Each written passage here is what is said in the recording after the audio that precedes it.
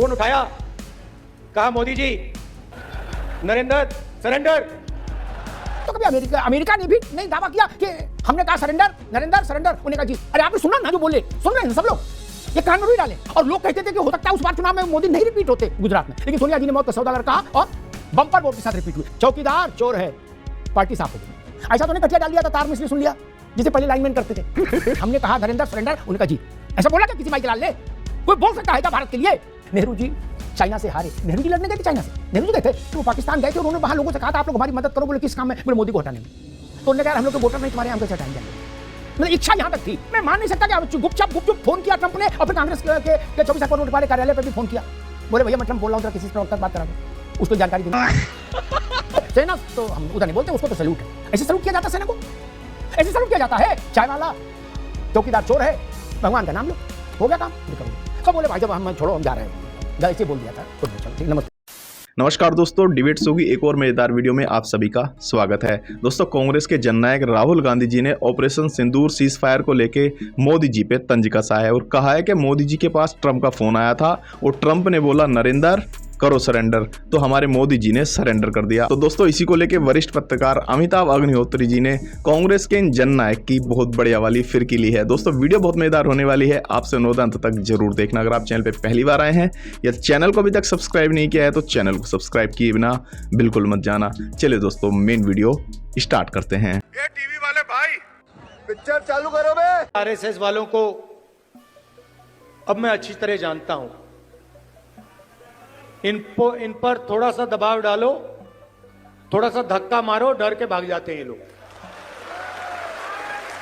जैसे उधर से ट्रंप ने एक इशारा किया,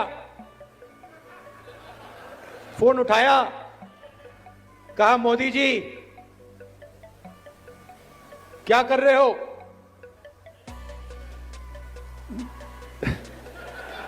नरेंद्र सरेंडर, और जी हजूर करके नरेंद्र मोदी जी ने ट्रंप के इशारे का पालन किया। पाकिस्तान में तो किसी ने राहुल गांधी के वक्तव्य से पहले यह दावा नहीं किया कि भारत ने सरेंडर किया, लेकिन अब राहुल गांधी ने किया तो स्वाभाविक है। राहुल गांधी हो, जयराम रमेश हो,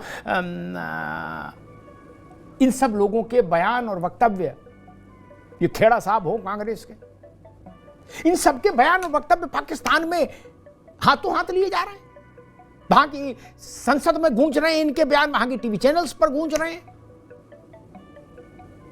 और पाकिस्तान को लग रहा है कि राहुल गांधी के बयान के आधार पर ही चलो अब अपना क्लेम बदल दो, कह दो हाँ सरेंडर किया था भारत ने। बोले हम नहीं करे तो राहुल जी कह रहे। ऐसा तो ऑपरेशन सिंदूर वाले दिन से लेके और कल तक पाकिस्तान ने कभी नहीं कहा था कि भारत ने सरेंडर किया, कभी नहीं कहा था। बिलावल भुट्टो ने भी अमेरिका में नहीं कहा ऐसा, जहां वो इस वक्त हैं प्रतिनिधिमंडल लेके। ये नई खबर आप कहां से लाए? ऐसा तो कभी अमेरिका ने भी नहीं दावा किया कि हमने कहा सरेंडर, नरेंद्र सरेंडर, उन्होंने कहा जी सर। ऐसा तो कभी ट्रंप भी विचित्र हैं, लेकिन इतने विचित्र नहीं है। ट्रंप विचित्र हैं, लेकिन इतने भी विचित्र नहीं है कि ऐसी बात बोलते हैं जो बिल्कुल लंबतरानी अललचप। राज भाई नहीं, ये राहुल जी ने कुछ भी नहीं, राहुल जी ने तो पब्लिक की बात को दोहराया है। जो ये सरेंडर नरेंद्र, ये पब्लिक भी है, क्योंकि आप बड़े पत्रकार हैं, आप लोग हो सकता है इस बार जमीन पे ना देखते हो, लेकिन अगर मास जो वोट दे रहा है वो भी ये बात सोच रहा है कि भाई आपने जिन सांसदों को फॉरेन कंट्री भेज दिया वहां वो गाना गा रहे हैं, तो गाना ये भी अच्छा संदेश नहीं जा रहा होगा दादा मेरे हिसाब से। तो ये पब्लिक भी सोच रही है इस बात में। और मैं इतनी सी छोटी सी बात तो है, सारे लोग कह रहे हैं, जैसे कि अभी शैलेंद्र भाई ने कहा कि आपने कहा कि पब्लिक ने प्रधानमंत्री चुना है। ठीक है, वो इनडायरेक्टली, मगर मेरा ये मानना है कि अगर टेक्निकली देखो तो पब्लिक ने चुना ही नहीं भाई, उन्होंने चुन लिया, सांसद चुने, चलो ये तो हमारी डेमोक्रेसी है। लेकिन बस इतनी सी तो बात है ना, वहां गए घर में ही बता देते क्या फर्क पड़ रहा था भाई साहब। अरे सर्वदलीय बैठक बुला लेते तो क्या था।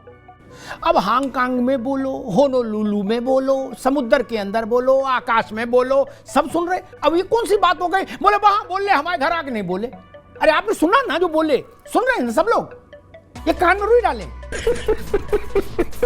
कि दादा रे दादा, आपने जब भी मोदी को व्यक्तिगत तौर पर लांछित करने का कोई का प्रयास किया, आपको वोट में भारी नुकसान हुआ, भारी। मैं मोदी जी की चीफ मिनिस्टरशिप से उदाहरण गिना दूं एक सांस में बिना गूगल देखे कि जब सोनिया जी ने ये पुण्य कार्य शुरू किया था, मौत का सौदागर, और लोग कहते थे कि हो सकता है उस बार चुनाव में मोदी नहीं रिपीट होते गुजरात में, लेकिन सोनिया जी ने मौत का सौदागर कहा और बम्पर वोट के साथ रिपीट हुए। वहां से आगे चलो और आ जाओ 2019 तक, चौकीदार चोर है, पार्टी साफ हो गई। समझ गया मैं। ये बात जो इतनी गंभीर है, पाकिस्तान तो इसका पहले दिन से ढिंढोरा पीट रहा होता। यही सुना कि दैया बहुत मारा, बताया कम रहा है, भारत मारा ज्यादा है। वो कह रहे थे ज्यादा मारा है, ये बताया कम है इन्होंने। भारत के प्रधानमंत्री और अमेरिका के राष्ट्रपति के बीच की बातचीत, वो तार की हो चाहे बेतार की हो, मुझे नहीं लगता उसको हैक करने की भी तरकीब किसी के पास आई है दुनिया में। नहीं, ऐसा तो नहीं कटिया डाल लिया था तार में इसलिए सुन लिया, जिसे पहले लाइनमैन करते थे। क्या डोनाल्ड ट्रंप ने ये दुस्साहस किया अपने 12, 13, 14, 20 ट्वीट में कभी कि हमने कहा नरेंद्र सरेंडर? उन्होंने कहा जी। ऐसा बोला क्या किसी माइक लाल ने? कोई बोल सकता है क्या भारत के लिए? ये तमाशा बना दिया दुनिया भर में आप लोगों ने। कोई बोल सकता है? इतनी बड़ी ताकत कोई है क्या दुनिया में? समझाइश अलग चीज होती है। अरे भैया देख लो, मान जाओ, अरे को तो हटो, ऐसा कोई बोल सकता है क्या?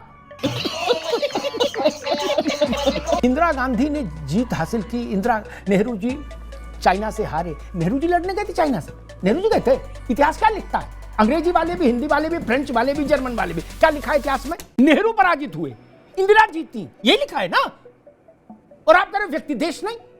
अच्छा लगे तो, बुरा लगे तो, मन को भाए तो, मन में वितृष्णा आए तो, मोदी वोट से आए हैं, वोट से ही जाएंगे क्या? और किसी रास्ते से नहीं जा सकते। हालांकि राज भाई की पार्टी के एक प्रतिभावान नेता हैं मणिशंकर अय्यर, वो पाकिस्तान गए थे और उन्होंने वहां लोगों से कहा था आप लोग हमारी मदद करो। बोले किस काम में? बोले मोदी को हटाने में। तो उन्होंने कहा यार हम लोग तो वोटर नहीं तुम्हारे, हम कैसे हटाएं जाएंगे? मतलब इच्छा यहां तक थी। अब मैं मानकर चलता हूं कि ट्रंप और मोदी में बात हुई, राष्ट्राध्यक्षों में बात होना बहुत सामान्य प्रक्रिया, सहज प्रक्रिया है, ठीक। लेकिन उसकी पैरेलल लाइन राहुल जी के पास कैसे खुली?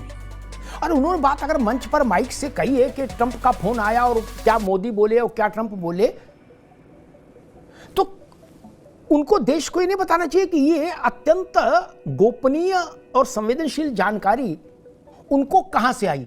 स्वाभाविक है मोदी से नहीं आई होगी, तो ट्रंप ने उनको टेलीफोन किया। लोग राहुल जी से ये पूछने लगे कि भैया ये आपको जानकारी कहां से मिली कि ट्रंप फोन किए और फिर ये ऐसी बात हुई? नहीं तो थोड़ी तो मुश्किल हो ही जाएगी। फिर ये भी कहना मुश्किल हो जाएगा नहीं हम तो यूं चकल्लस में बोले थे।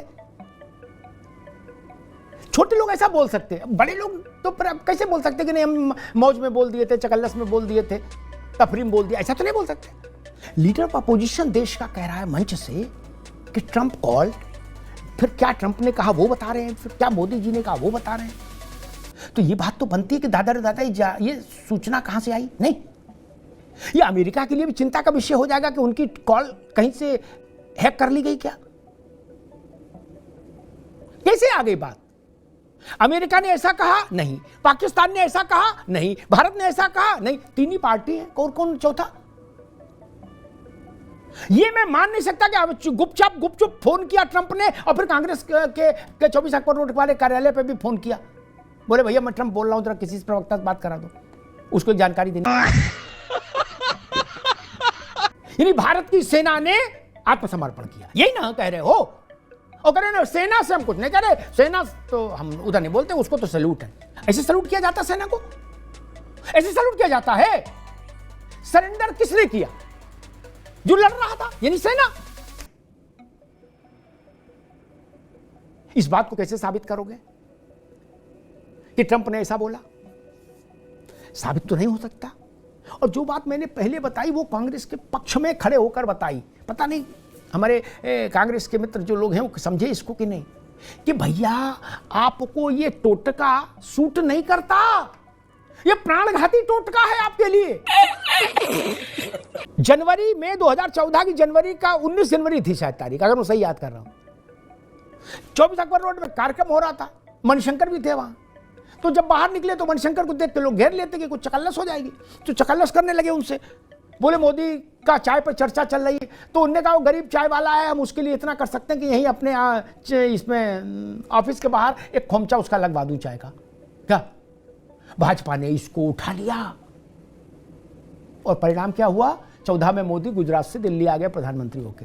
19 में आपने कहा चौकीदार चोर है, और राहुल जी इस बात से नाराज हुए थे कांग्रेस वर्किंग कमेटी में कि हमारी पार्टी के बड़े नेताओं ने ज्यादा जोर से यह नारा नहीं लगाया चौकीदार चोर है, जितनी जोर से मैं लगा रहा था।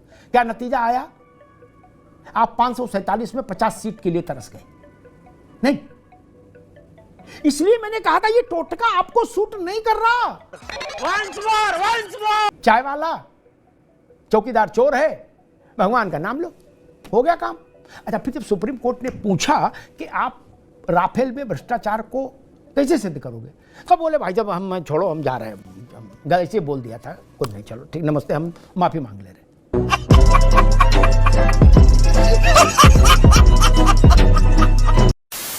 तो दोस्तों इस वीडियो में इतना ही। अगर आपने वीडियो अंत तक देखी है तो उम्मीद करता हूँ आपको वीडियो पसंद आई होगी। वीडियो के बारे में आपकी जो भी कोई राय है कमेंट्स करके जरूर बताएं। वीडियो को अंत तक देखने के लिए आप सभी का बहुत बहुत धन्यवाद। ऐसी ही मजेदार वीडियो देखने के लिए चैनल को सब्सक्राइब करना बिल्कुल ना भूलें। चलिए दोस्तों, मिलते हैं वो जल्द अगली वीडियो में, तब तक के लिए जय हिंद, वंदे मातरम।